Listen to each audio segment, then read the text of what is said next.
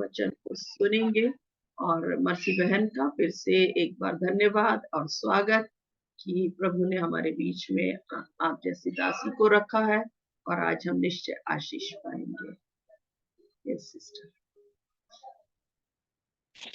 प्रभु का धन्यवाद हो आज सुंदर समय के लिए। और सच में ये परमेश्वर का बहुत बड़ा अनुग्रह है जब हम उसके वचन को ले करके आते हैं, सुनते हैं, क्योंकि प्रभु का वचन कहता है धन्य है वे जो सुनते और मानते हैं, है ना, और उस पर चलने वाले भी। हालेलुया। ये क्रिसमस का सीजन, सबकी शॉपिंग हो रही है, सबके घरों में सजाया जा रहा है, बहुत सी चीजें हो रही हैं घरों में ना। और दुनिया भी इस बात को देख रही है और उन लोग भी अपने दुकानों में बहुत से क्रिसमस के लिए जो चाहिए बहनों को या परिवारों को, वो सब वो रख रहे हैं, लाइटिंग कर रहे हैं, बहुत से डेकोरेशंस हैं, वो सब कर रहे हैं। क्यों? क्योंकि यीशु मसीह आ रहा है, जाने अनजाने में वे उस काम को कर रहे हैं।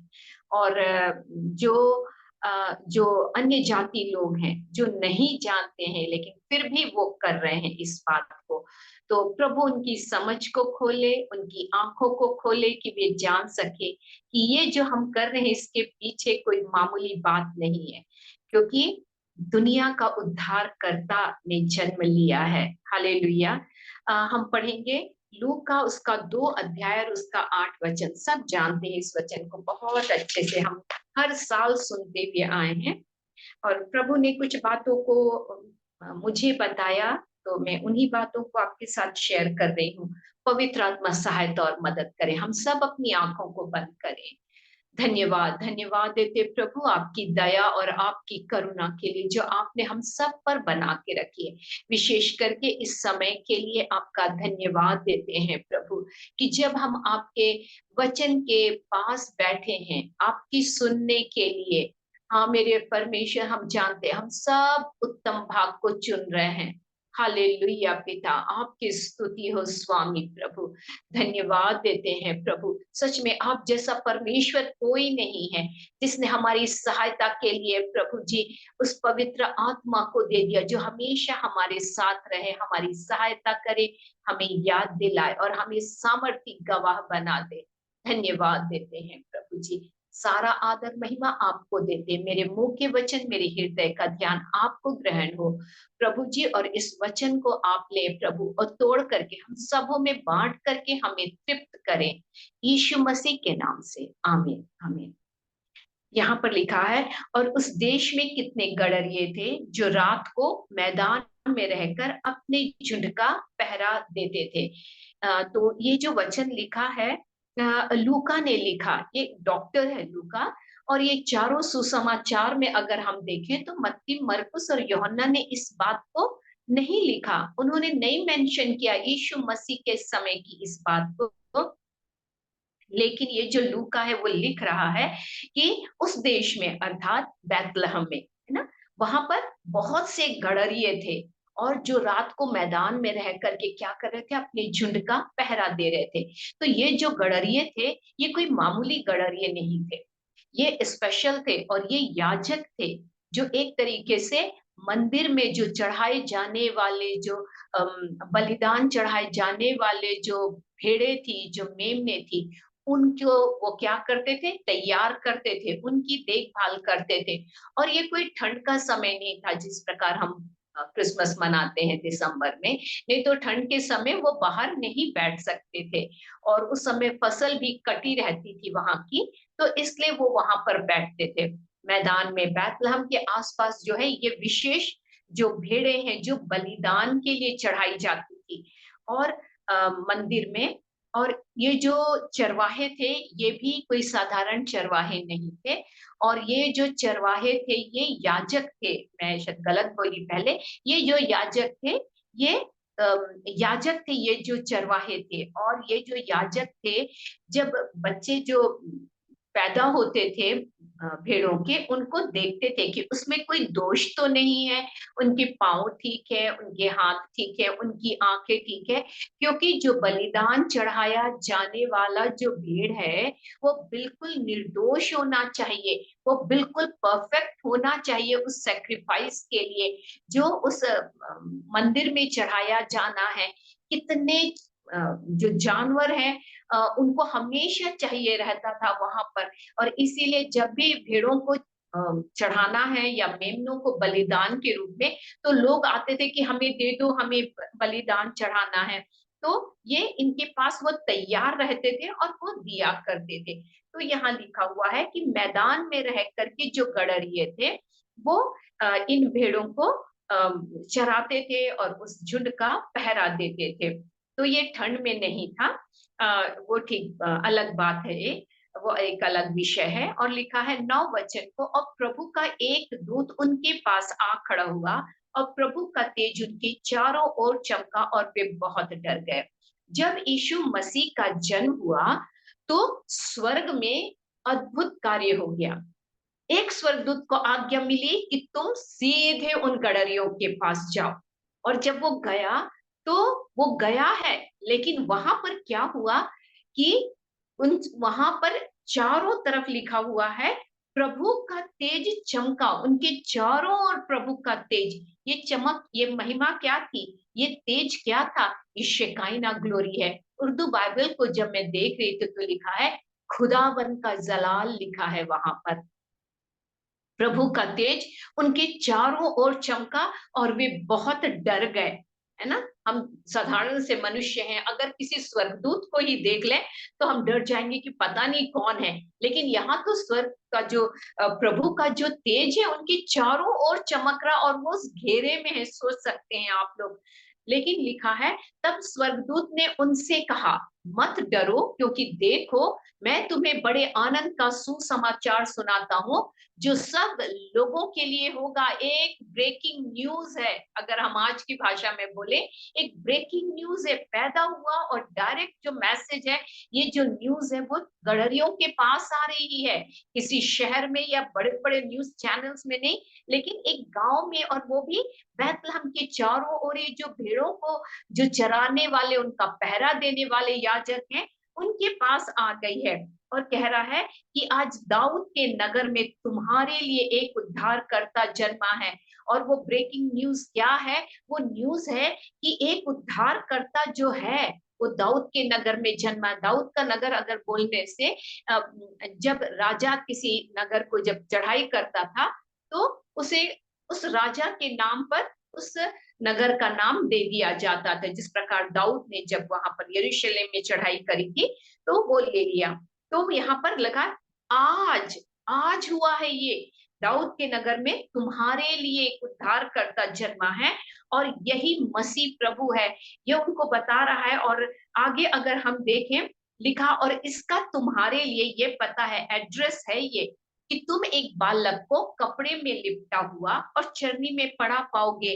मैं नहीं जानती आप में से कितनी बहनों को मालूम है कि कपड़े में जो लपेटा हुआ जो है और चरनी में पड़ा, तो कपड़े में लिपटा हमारी हिंदी बाइबल में दिया हुआ है, लेकिन इंग्लिश की बाइबल को अगर आप देखें तो उसमें लिखा है ये स्वाडलिंग क्लॉथ्स है।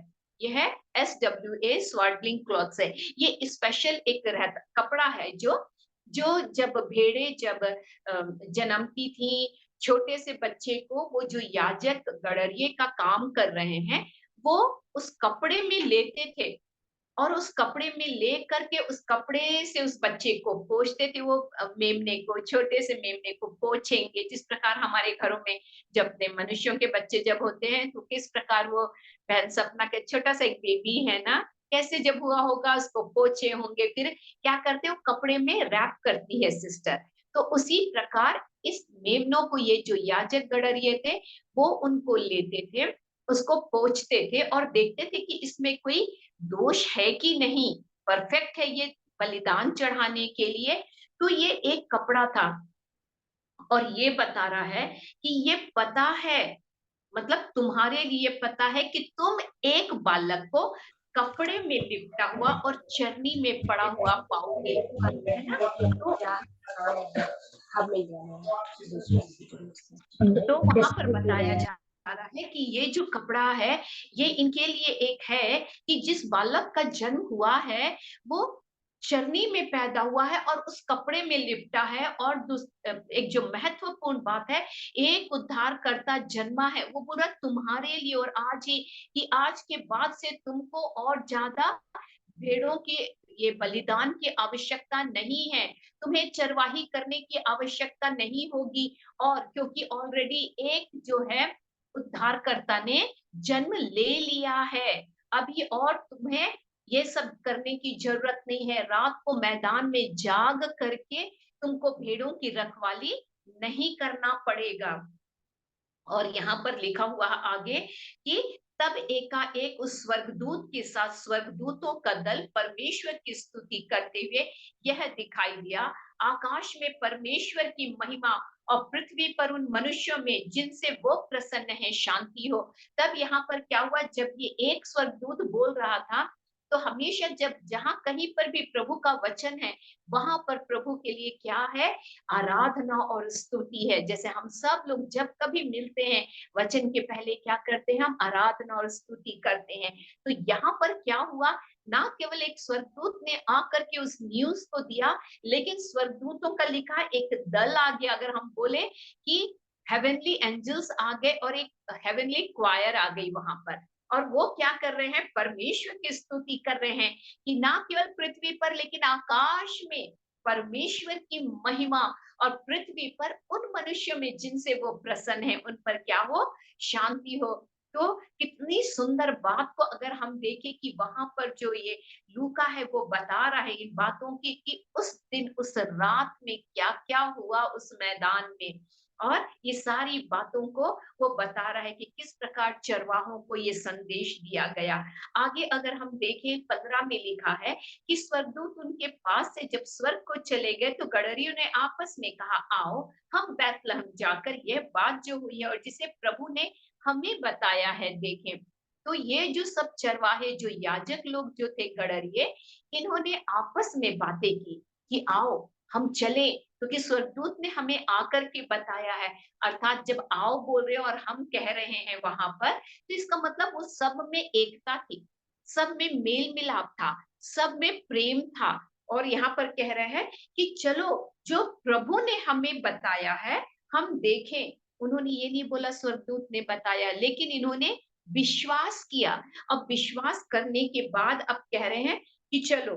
और उन्होंने तुरंत जाकर मरियम और यूसुफ को और चरनी में उस बालक को पड़ा हुआ देखा। हालेलुया, कितनी खूबसूरत बात यहाँ पर है कि उन्होंने तुरंत जा करके, जब वो छोटा यीशु मसीह वहां बच्चे के रूप में वहां पर है मरियम और यूसुफ के साथ में, तब क्या किया उन्होंने, यह बात जो इस बालक के विषय में उनसे कही थी, जब उनको देखा तो लिखा है प्रकट की। और सब सुनने वालों ने उन बातों से जो गडरियों ने उनसे कही आश्चर्य किया। तो इन्होंने क्या किया, उन बातों को और भी लोगों को बताया कि हमारे साथ ऐसा ऐसा हुआ और हमने इस बात को देखा है।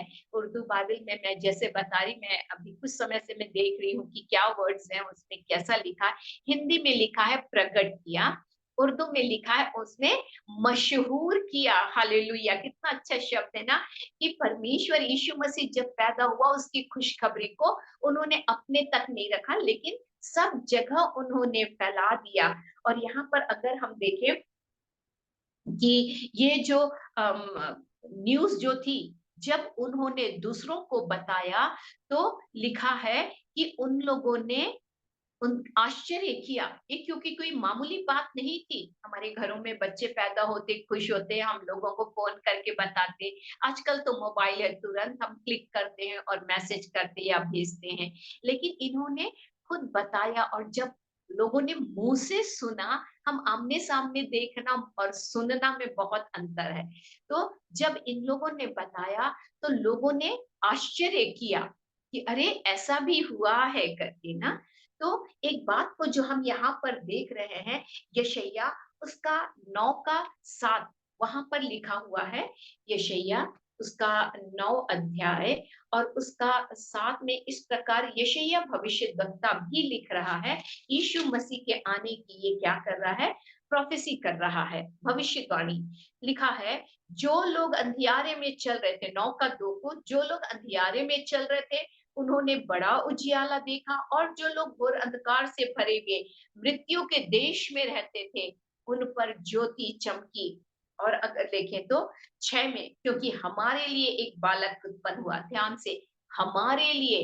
वहां पर स्वर्गदूत जब आया तब उसने चरवाहों को कहा था तुम्हारे लिए, लेकिन यशायाह भविष्यद्वक्ता लिखते हुए अपने को भी उसमें इंक्लूड कर रहा है, अपने को भी शामिल कर रहा है और कह रहा है हमारे लिए एक बालक उत्पन्न हुआ, हमें एक पुत्र दिया गया है और प्रभुता उसके कांधे पर होगी, और उसका नाम अद्भुत युक्ति करने वाला, पराक्रमी परमेश्वर, शांत, अनंत काल का पिता और शांति का राजकुमार रखा जाएगा। उसकी प्रभुता सर्वदा बढ़ती रहेगी, कंटिन्यूअस टेंस में ना, बढ़ती रहेगी, और उसकी शांति का अंत ना होगा। इसलिए वह उसको दाऊद की राजगद्दी पर इस समय से लेकर सर्वदा के लिए न्याय और धर्म के द्वारा स्थिर किए और संभाले रहेगा। सेनाओं के यहोवा की धुन के द्वारा यह हो जाएगा। हालेलुया। कितनी खूबसूरत बात को यशायाह भविष्यद्वक्ता ने भी 400 साल पहले इन बातों को लिख करके रख दिया कि ऐसी ऐसी बातें आ, होने वाली है। और मेरे और आपके पास वो जिंदा यीशु मसीह है, वो जीवित यीशु मसीह है आज मेरे और आपके पास में। और ये बात का सबूत है कि जब वो जिंदा है तो उसकी कब्र खाली है, और मुझको और आपको यही समाचार सुनाना है। और यीशु मसीह जो मेरे और आपके लिए इस दुनिया में आया, जैसे बहन गाना गा रही थी, है ना, तब प्रार्थना कर रही थी, मेल मिलाप और प्रेम, और मैं इस बात को सोचने लगी, प्रभु सच बात है ना, प्रभु यीशु मसीह ने पिता के प्रेम को हमारे सामने लाके प्रकट कर दिया।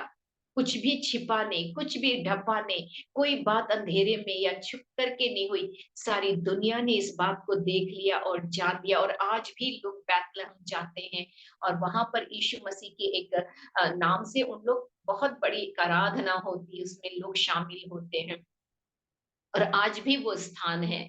तो ये जो बातें हुई, इसे जब लूका ने जब बताया तो उन लोगों ने विश्वास किया, यशायाह भविष्यद्वक्ता ने भी बता दिया, लेकिन हम कई बार चुप हैं, हम नहीं बता पाते। और स्पेशली जो प्रेम की बात है, पिता परमेश्वर ने हमसे कितना प्रेम किया, यूहन्ना 3:16 सबको बाय हार्ट है, मसीहियों को, हमारे बच्चों को, परिवारों में सबको याद है।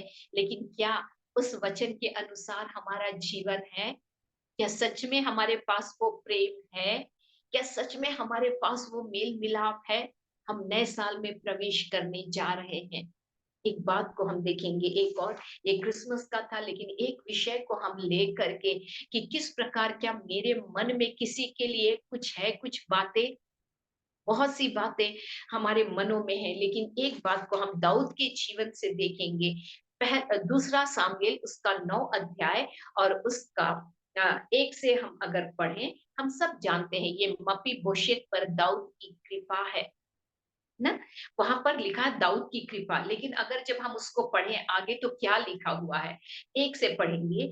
दाऊद ने पूछा, दूसरा सामुएल उसका 9 अध्याय और उसका 1, दाऊद ने पूछा क्या शाऊल के घराने में से कोई अब तक बचा है जिसको मैं योनातन के कारण प्रीति दिखाऊं, प्रेम दिखाऊं। हम सब जानते हैं योनातन और दाऊद में बहुत प्रेम था। ऐसा लिखा है दाऊद उससे बहुत प्रेम करता था, वरन अपने प्राण से भी प्यार के समान उससे प्यार करता था। और लिखा है कि दाऊद ने पूछा कि क्या कोई शाऊल के घराने में है जिसको मैं योनातन के कारण उसको प्रेम दिखाऊं। पता चला कि हाँ है एक। तो कौन है? शाऊल के घराने का एक कर्मचारी है, उसका नाम सीबा है। तो दाऊद राजा ने कहा ठीक है उसको बुलाओ। तो जब आगे मैं कहानी जैसे बता रही हूँ, तो जब उसको बुलाया गया तो उसने पूछा कि क्या कोई, अगर मैं पढ़ दूं तो ज्यादा अच्छा है, वर्ष 3 को, राजा ने पूछा क्या शाऊल के घराने में से कोई अब तक बचा है जिसको मैं परमेश्वर की सी प्रीति दिखाऊं। हालेलुया।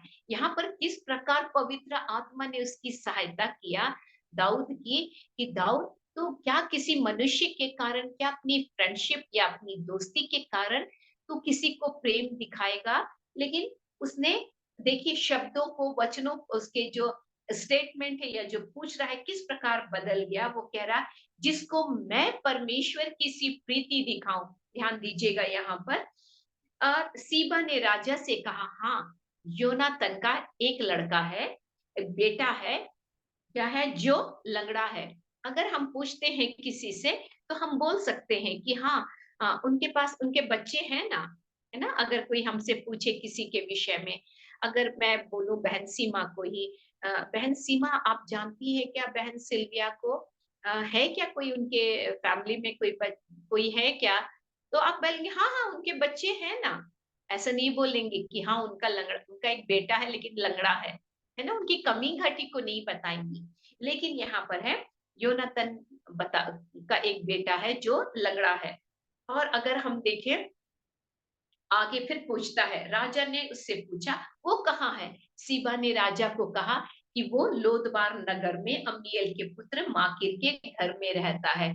अब मैं बताऊं कि ये जो बात है कि लंगड़ा है, अगर हम उस बात को देखें कि पहला सामुएल उसका 5 अध्याय और उसका 8 वचन, 5 और उसका 7 से, अगर मैं 6 से पढ़ना चाहती हूँ, दूसरा सामुएल उसका 5 अध्याय उसका 6 से लेकर के 8 तक। तब राजा ने अपने जनों को साथ लिए हुए यरूशलेम को जाकर यबूसियों पर चढ़ाई की जो उस देश के निवासी थे। उन्होंने यह समझकर कि दाऊद यहाँ न घुस सकेगा, उससे कहा, जब तक तू अंधों और लंगड़ों को दूर ना करे तब तक यहाँ घुस ना पाएगा। कैसा लग रहा है ना स्टेटमेंट, कि यबूसी लोग जब चढ़ाई किया यरूशलेम को लेने के लिए, तो यबूसी लोग कह रहे हैं, यबूसियों को बिन्यामीनियों ने नहीं निकाला था इसलिए वो यरूशलेम में थे। तो कह रहा है कि तब तक यहाँ घुस ना पाएगा। तो भी दाऊद ने सियोन नामक गढ़ को ले लिया, वही दाऊदपुर भी कहलाता है। उस दिन दाऊद ने कहा, जो कोई यबूसियों को मारना चाहे उसे चाहिए कि नाले से होकर चढ़े और अंधे और लंगड़े जिनसे दाऊद मन से घिन करता है उन्हें मारे।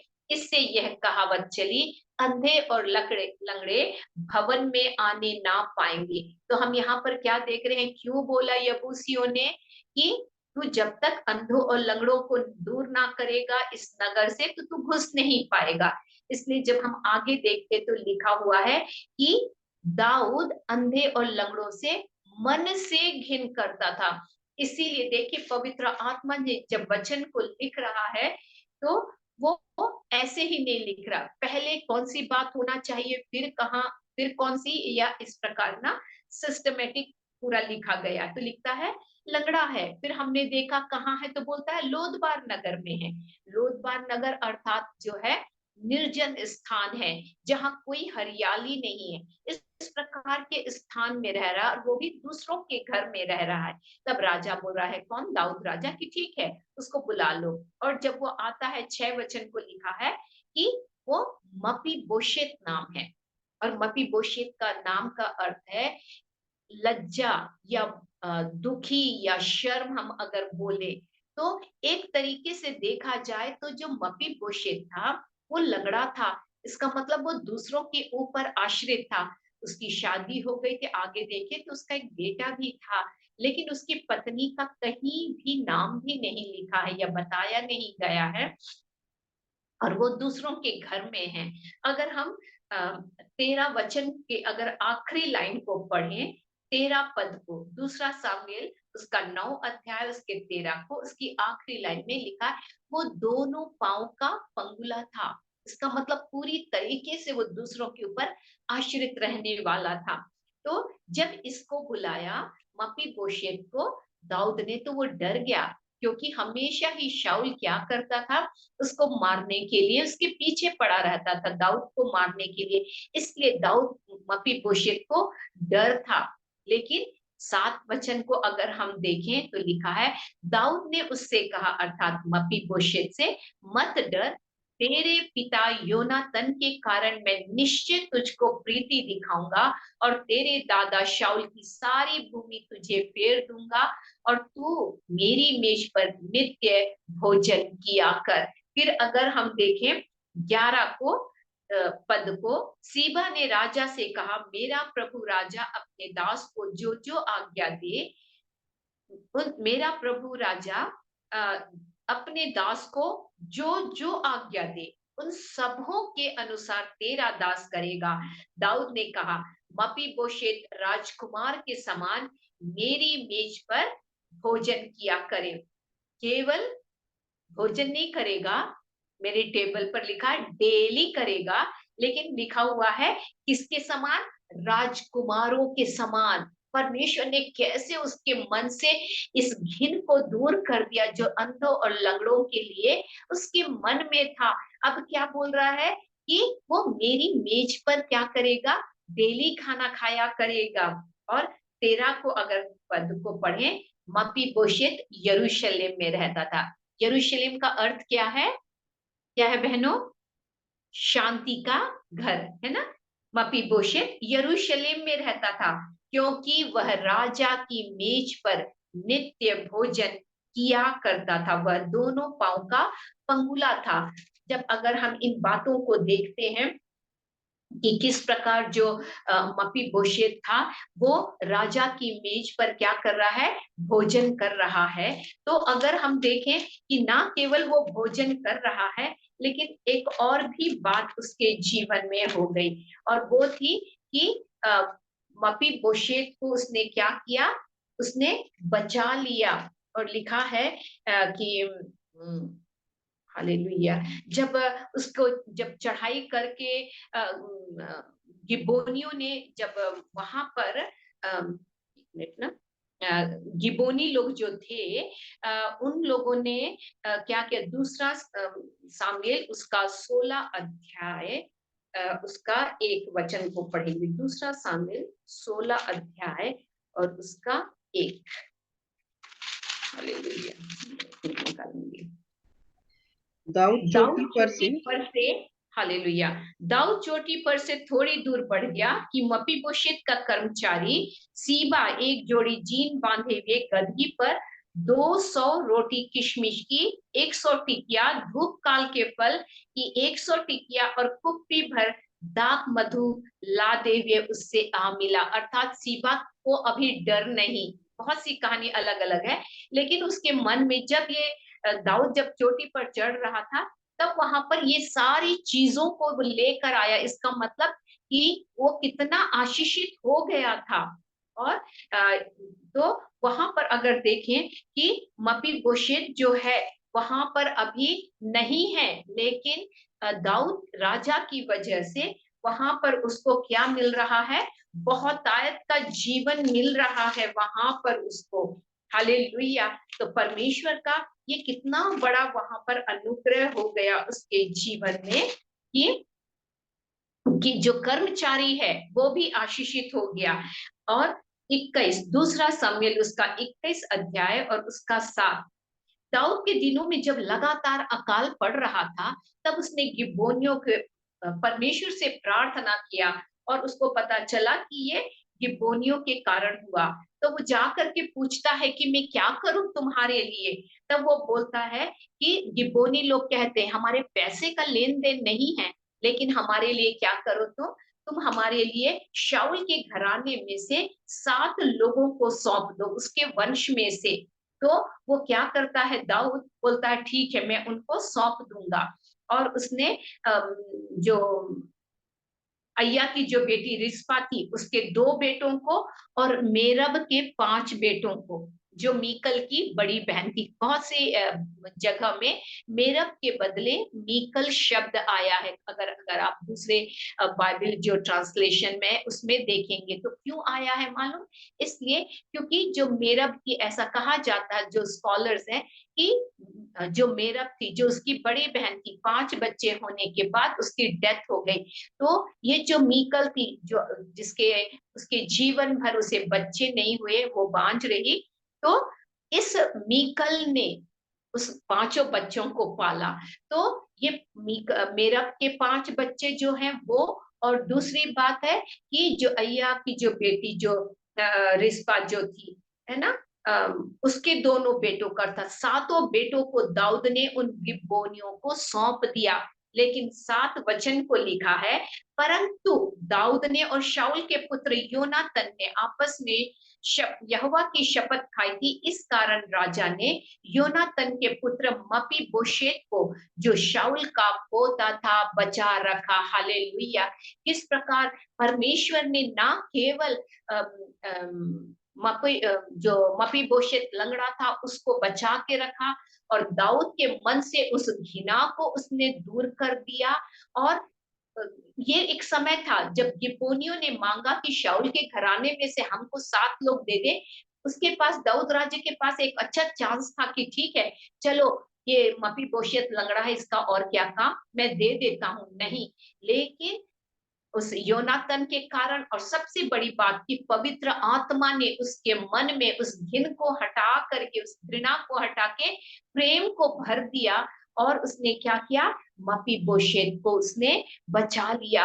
ये जो क्रिसमस का समय हम जो मनाने जा रहे हैं, ये केवल अपने घरों को सजाने के से, अपने अपने आप को सजाना, बहुत सब कुछ अच्छा करना, लेकिन हमारा जो अंदर का मन है ना, क्या वो आज साफ है?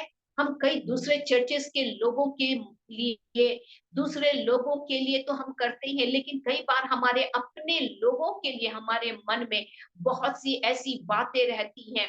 और लेकिन आज इस क्रिसमस को हम इस प्रकार मनाएं कि प्रभु बोले, बेटी तू इस साल सच में रियल क्रिसमस को मनाई है। और जब हमारा मन ऐसा शुद्ध और ऐसा साफ हो जाएगा लोगों के लिए, तो पवित्र आत्मा हमारी ऐसी अद्भुत सहायता करेगा, हम सामर्थी बन जाएंगे। और परमेश्वर का जो प्रेम हमारे जीवन में है, वो अद्भुत रीति से उस पवित्र आत्मा के द्वारा हमारे जीवन से बहेगा। और लोग देखेंगे, क्या आज इस समय जब हम नए साल में प्रवेश करने जा रहे हैं, क्या हम सोच रहे हैं प्रभु मेरे लिए जो सेवकाई में है, हम चाहेंगे कि प्रभु हमारे लिए और द्वार खोल प्रभु। लेकिन अगर मेरे मन में कुछ कड़वाहट है, वो मेल मिलाप नहीं है, वो शांति नहीं है, जब हम किसी दूसरे को जिसके लिए हमारे मनों में है, अगर जब हम उन्हें देख रहे हैं, तो क्या मेरे मन से वो परमेश्वर की सी प्रीति निकल रही है? वो परमेश्वर की सी प्रीति निकल रही है? अगर जब हम देखें तो वो परमेश्वर की सी प्रीति दाऊद कह रहा है। लेकिन पौलुस कहता फिलिपियो और उसका 1 अध्याय उसके 8 में लिखा है, मसीह की सी प्रीति करके मैं तुम सब की लालसा करता हूँ। और यही बात को यीशु मसीह भी जेलों से कह रहे हैं, यूहन्ना 13 और उसके 14 में, मैं तुम्हें एक नई आज्ञा देता हूँ, एक दूसरे से प्रेम रखो, जैसा मैंने तुमसे प्रेम रखा, वैसा ही वैसा ही तुम भी एक दूसरे से प्रेम रखो। जब अगर हम एक दूसरे से ऐसा प्रेम रखें, बड़ी बड़ी बातें नहीं, परिवारों में छोटी छोटी बातों में हम एक दूसरे के विरोध में हो जाते, एक दूसरे के लिए हम बुरी बातें कहते हैं। और दुष्ट भी बहुत अच्छे से जानता है कि हमारे मनों में एक दूसरे के प्रति मेल नहीं है, प्रेम नहीं है। आप सोचें, 1 सेकंड में क्या हो जाएगा। कल की ही मैं बात बता रही हूँ, हम जिस कॉलोनी में रहते हैं, सामने से एक मेन रोड जा रही है। कल दिन की बात है, एक आदमी जा रहा था, उसके जो विरोधी लोग हैं बीच, और ये हमारी जो रोड है काफी बिजी रहती है, उसकी कार को लोगों ने रोका और उसको गोली मार दिए, और उन लोग भाग गए, कोई नहीं पकड़ पाया। उस क्या सोच के वो निकला होगा घर में, है ना। हमारे जीवनों का क्या भरोसा कि कई बार हम आराम से सोते हैं और सुबह जब उठते हैं तब हम प्रभु का धन्यवाद करने पाते, प्रभु इस जीवन के लिए। लेकिन कई लोग सवेरे नहीं उठ पाते। मेरी एक जबलपुर की एक बहन है जो बाहर यूके में रहती थी। बहुत समय से उनका मैसेज नहीं आया मेरे पास, और तब फिर मैंने कांटेक्ट करी कि क्या बात है, आजकल वो मुझे मैसेज नहीं कर रही है। मैंने लोगों से पूछा, तब पता चला कि वो रात को सो रही थी और सुबह के समय पता ही नहीं चला। लेकिन किसी ने जब देखा कि वो फ़ोन नहीं उठा रही है, तब उनके पड़ोस में फ़ोन किया गया, लोगों ने दरवाज़ा को खोला, तब पता चला वो रात में जो सोई है वो सोती ही रह गई। आप सोचिए, मेरा और आपका जीवन कितना बहुमूल्य है प्रभु की दृष्टि में। इसीलिए तो वो मेरे और आपके लिए इस दुनिया में आया।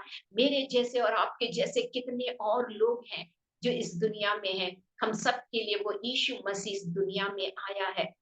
क्या मेरा और आपका आज कर्तव्य नहीं बनता है कि ना केवल हम अपने मन को साफ करें, लेकिन हम बहुत से लोगों को, जिस प्रकार इन चरवाहों ने जिन बातों को देखा और सुना, जब जाकर के उन्होंने मशहूर किया, प्रकट किया, प्रचार किया, तो मैं और आप भी आज प्रभु के बारे में बहुत से लोगों को बताने पाए कि यीशु मसीह ना केवल उस चरनी में आज है, लेकिन वो आज मेरे जीवन में, मेरे हृदय में उस यीशु ने जन्म लिया है, और वो आपके जीवन में भी चाहता है। जब अगर हम प्रेम के साथ में लोगों को बताएंगे, अपने घरों में अपने रिश्तेदारों को इनवाइट करने से अच्छा है हम अन्य जातियों को बुलाएं, जो लोग हमसे उम्मीद भी नहीं कर रहे। मपी बोशेत जैसा वो भूला हुआ था, वो दुखी था, वो निराश व्यक्ति था, उसने कभी नहीं सोचा था कि दाऊद जैसा राजा, जो एक तरीके से मेरा मेरा जो दादा था वो शत्रु था दाऊद राजा का, कभी वो मुझे बुलाएगा।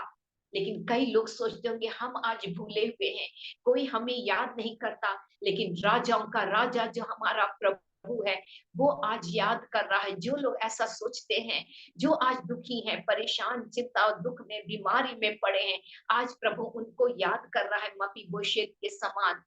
और क्या करना चाहता है, अपनी मेज पर बैठा करके वो चाहता है कि मैं उन्हें खिलाऊं।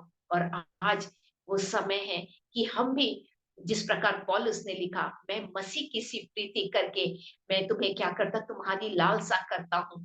प्रभु दया और अनुग्रह करे, तब सच में हम बोलने पाएंगे परमेश्वर ने ऐसा प्रेम किया कि उसने एक लौता पुत्र दे दिया, ताकि जो कोई भी उसके ऊपर विश्वास करे वो नाश ना हो परंतु अनंत जीवन पाए। आइए, ये जो नया साल है, एक नए मन के साथ में परमेश्वर की सामर्थ्य से भर करके हम प्रभु के साथ में, उसके साथ मिल करके हम उस नए साल में प्रवेश करें। और मैं बताना चाहती हूँ बहनों आपको, ये जो नया साल, जब हम परमेश्वर के मन को लेकर के हम जब आगे जाएंगे, ये नया साल हमारे लिए बहुत अद्भुत होगा। बहुत आज से प्रभु हमें इस्तेमाल करेगा, हमारे लिए द्वारों को खोलेगा। आपकी जो बीमारियां आप सोचते हैं वो हमेशा के लिए नहीं रहेगी, वो उसका अंत होगा और एक नई शुरुआत होगी। प्रभु हमारे लिए नए काम को करेगा। सारे अगर जो हमारे दुष्ट हैं और जो दुष्ट ने हमारे चारों तरफ बाड़े को बांधा, वो सबको प्रभु नष्ट करेगा, उन सबको वो हटाएगा। Hallelujah, hallelujah. राबा सिखातियारा लाना बाशे केंदे ने मेरे खसु खातिकारा लाना। ए प्रभु, हम धन्यवाद देते पिता, हम आपकी स्तुति करते हैं प्रभु जी।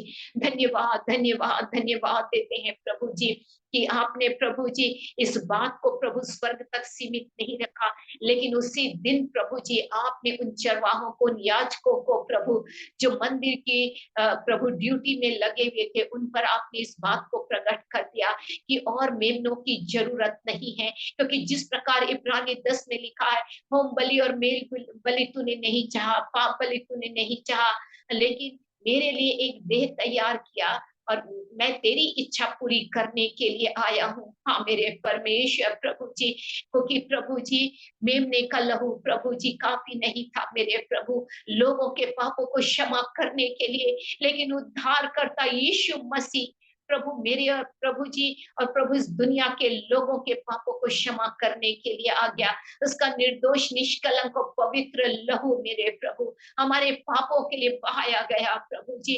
और जब हमने विश्वास किया हमारे पापों को आपने क्षमा कर दिया प्रभु, हमें अपनी संतान बना लिया। हम धन्यवाद देते हैं। और क्या कुछ नहीं होंगे प्रभु, हम धन्यवाद देते हैं पिता, धन्यवाद देते हैं। मपीबोशेत भले सोचता था कि मैं भूला हुआ, कोई मुझे याद नहीं करता, लेकिन प्रभु आज आप हमें याद करते हैं और हमें बहुत आज की आशीष देना चाहते हैं प्रभु। हम नित्य प्रभु प्रतिदिन आपके साथ एक क्वालिटी टाइम को स्पेंड करने पाए, एक ऐसी संगति को प्रभु जी जिस प्रकार मपीबोशेत राजा के टेबल पर प्रभु खाना खाता था, उस प्रकार हम आपके साथ ऐसी संगति को करने पाए। पवित्र आत्मा उस प्रेम को हमें दे प्रभु जी, हमें हमारे हृदय को आप साफ करें, अनुग्रह चाहते हैं पिता। धन्यवाद देते हैं प्रभु, हम धन्यवाद देते हैं सिस्टर सीमा प्रभु जी और उनके इस दबोरा ग्रुप के लिए भी ब्लेस करना। और एक एक बहन प्रभु जी बहुत आज से आशीषित हो प्रभु जी। और नया साल प्रभु जो 2023 आ रहा है, इन सब के लिए बड़ी आशीष का कारण हो प्रभु जी। हर एक के मन को प्रभु आप आनंदित करने वाले परमेश्वर हैं पिता, हम आपका धन्यवाद देते हैं। सब बातों में आपके नाम को ऊंचा करते हैं। ये सारी दुनिया जान ले प्रभु कि यीशु मसीह ही केवल उद्धार करता है। हाँ मेरे प्रभु, हम धन्यवाद देते हैं और यीशु मसीह के नाम से इस विनती को मांगते हैं, सुनिए और दया से ग्रहण करिए। आमीन आमीन।